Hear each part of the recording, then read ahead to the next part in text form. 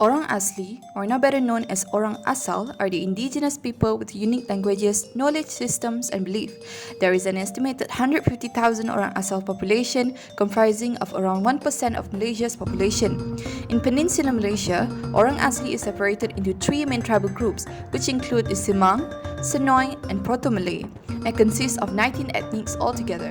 Senoi tribe makes up the largest Orang Asli population. They live in the northern part of the country's peninsula and believed to have originated from Cambodia or Vietnam from the past 8,000 years.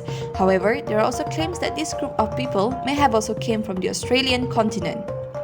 Meanwhile, Orang Melayu Asli or Proto-Malay tribe are said to have originated from Middle Asia around the Yunnan province in China and arrived in Malaysia around 2,500 years ago through the Indo-China route. Semang Negeri Tu. This tribe is the earliest group of people to have inhabited Malaysia from around 25,000 years ago. They mainly inhabit the more remote areas of the country's northern peninsula. Their origin is believed to be traced back to the African continent. The Orang Asli community in general practices the animistic belief, thus their worldview is mainly influenced by the physical conditions of the environment that they are surrounded by. With that, the forest, mountains, hills, thunder, and all else are thought to have their own meanings and significance to this community.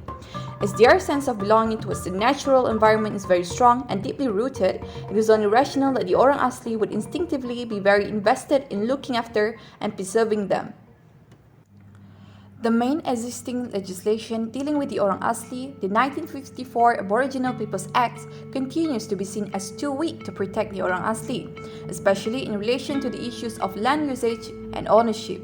Very few Orang Asli have ownership of land. Perhaps less than 20% of Orang Asli villages in Malaysia are actually gazetted.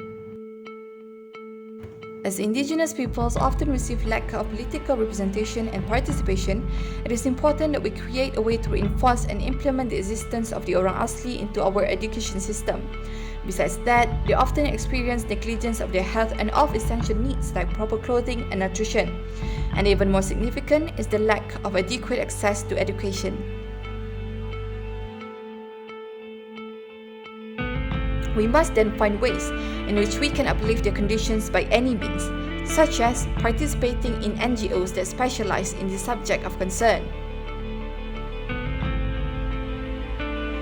It is important to reiterate that the Orang Asli community aren't against modernization, but are against developments that puts them in position where their rights to their ancestral lands, their very own homes, compromised. We must end the negative and shallow primitive stigmas that are ingrained in our community regarding the country's indigenous population. These people hold IC cards, and unknown to many, the Orang Asli had actually played an essential part in Malaysia's strive for its independence and fight against the communist threats back then.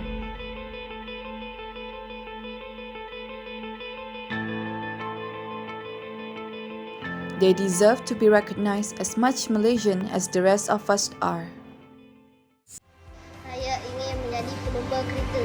Bila saya besar, saya ingin menjadi guru tadika.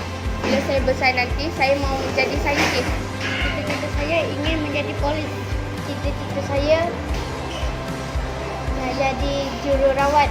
Saya ingin menjadi seorang polis. Cita-cita saya ingin menjadi chef.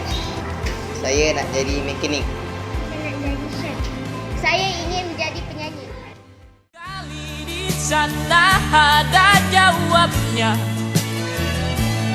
Mengapa dia